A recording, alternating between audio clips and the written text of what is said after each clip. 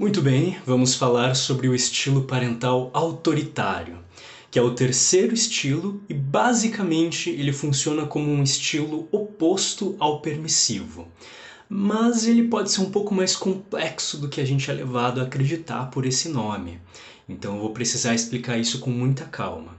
Mas resumindo, é um estilo no qual os pais, os cuidadores, eles se importam demais com a questão de educador, de ensinar o que é certo do que é errado, muitas vezes sendo muito fixados e engessados nessas ideias de mundo que querem passar para os filhos e, ao mesmo tempo, acabam falhando no outro lado da parentalidade, que é o de se colocar enquanto referências e portos seguros para o mundo afetivo, para o mundo emocional desses filhos. Em outras palavras, falham em passar segurança, falham em passar afeto. Muitos são os motivos que podem levar um pai ou uma mãe a ter uma parentalidade autoritária. Talvez o mais comum dentre esses sejam pais que têm muito medo, muito receio que o seu filho ou a sua filha acabem indo para o que eles chamam muitas vezes de mau caminho. Esse mau caminho é tudo que eles acreditam que é errado. Então eles redobram o autoritarismo com a intenção inicial de afastar esse filho ou filha disso que eles consideram ruim. Um outro motivo são pais que aprenderam isso como a única forma de parentalidade, seja porque aprenderam com os próprios pais, seja porque aprenderam com a comunidade, com a sociedade, com a cultura, com a religião a qual pertencem. E eles acreditam que essa é a única forma de você cuidar e ensinar os seus filhos. Há também outros casos. Há pais que necessitam de muito cuidado dos filhos. São pais extremamente despreparados, adultos pouco maduros e que acabam colocando os filhos numa posição quase que de cuidadores dos próprios cuidadores. Também há famílias que infelizmente são mais carentes financeiramente e os pais precisam trabalhar muito, não conseguem estar presentes cumprindo sua função. E geralmente acaba sobrando para os filhos mais velhos acabarem cuidando de várias das responsabilidades da casa, inclusive cuidando dos irmãos mais novos e de toda uma vida adulta muito antes do que seria o ideal que isso acontecesse. Em outros casos, há pais que são seres humanos, indivíduos com pouco grau de empatia e falham em entender que seus filhos são seres humanos à parte. São criaturas individuais que têm a sua individualidade, têm suas próprias características e, além disso, ainda estão em formação, ou seja, são crianças e adolescentes que ainda não têm todas as capacidades de serem adultos e de terem todas as competências para conseguir cumprir o que lhes é exigido. Há exemplos mais extremos disso, como pais, por exemplo, que têm algum tipo de transtorno de personalidade, principalmente no cluster B, como, por exemplo, o transtorno narcisista, que é um exemplo extremo, basicamente, desse último ponto que eu falei, em que os pais veem os filhos como se fossem uma espécie de extensão, um puxadinho deles mesmos. Eles tentam moldar os filhos como se fossem clones deles. E esse é um dos exemplos mais fortes e mais extremos que nós temos de uma parentalidade autoritária. Os pontos principais de um estilo parental autoritário são um alto grau de exigência, mas um baixo ou nulo grau de responsividade. Em outras palavras, isso quer dizer que os pais, eles com firmeza, com rigidez, conseguem colocar exigências para os filhos, definir regras, definir limites, dizer não, ensinar as consequências das ações dos filhos, punir quando necessário e adequado, às vezes podem até exagerar, né?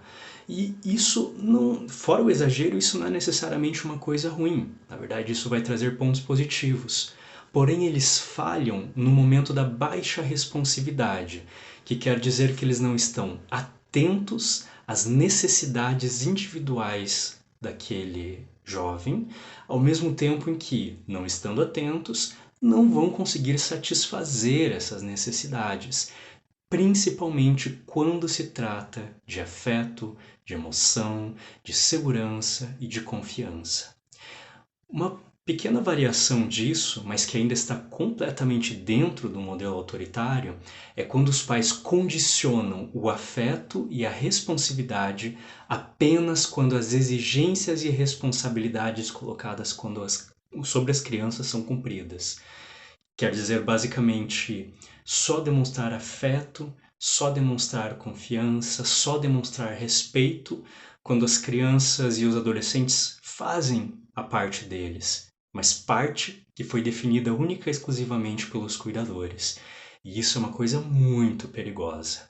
Mas há também cuidadores que não vão demonstrar afeto nunca ou quase nunca, independentemente do que for feito. Talvez eles falem para os filhos no máximo: não fez mais do que sua obrigação. Nós estamos aqui falando de pais que acabam invalidando muito os seus filhos.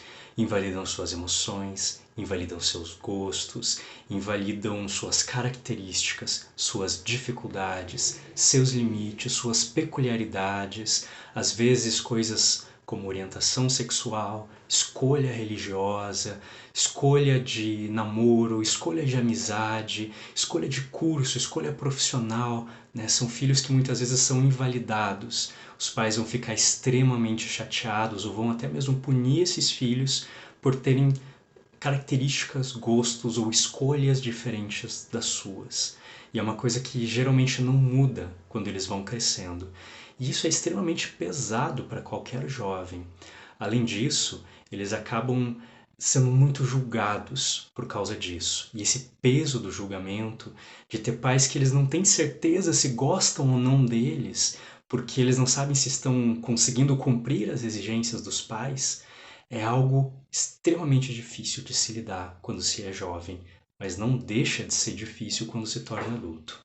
A comunicação que geralmente ocorre entre esses pais e esses filhos é muito unilateral. Ela não é exatamente um diálogo, é mais uma espécie de monólogo, onde os pais acabam considerando que nunca estão errados, sempre estão certos. Eles mandam e ponto final. Se são questionados, é porque sim ou porque não, ou porque você deve ou não deve, porque eu deixo, porque eu não deixo, porque eu estou mandando. São comunicações em que eles acabam não realizando nenhuma negociação e falham muitas vezes em começar a adaptar algo que é natural que pais façam com crianças e até importante, porque as crianças têm muita dificuldade de lidar com entender consequências, entender os perigos em que elas estão se colocando. Mas à medida que essa criança vira pré-adolescente, adolescente, ela vai começando a desenvolver uma maior capacidade de compreensão de mundo. E os pais vão perder aquele poder que eles têm sobre a criança no começo, e que era tão útil para ambos os lados. Funcionava para o pai e funcionava para a criança. A partir de um certo momento, as regras, os limites, as responsabilidades, elas precisam ser cada vez passo por passo mais negociadas. E esses pais costumam falhar nessa transição. Eles acabam acreditando muitas vezes que a visão deles de mundo, os valores deles, são os únicos corretos. E acabam deixando de lado qualquer outra coisa que os seus filhos pensam, sendo que muitas vezes é importante que filhos possam ter alguns valores diferentes dos seus pais. Isso é algo saudável, isso é necessário no desenvolvimento e no amadurecimento. Mas esses pais, eles não conseguem compreender isso. São pais que muitas vezes vão falar: enquanto você for menor de idade, você tem que me obedecer. E geralmente são os mesmos pais que depois que o filho ou a filha faz 18 anos ou mais, vai olhar para esse adulto agora e falar: enquanto você ainda morar na minha casa, você tem que respeitar as minhas regras. Ou seja, nunca dão um braço a torcer.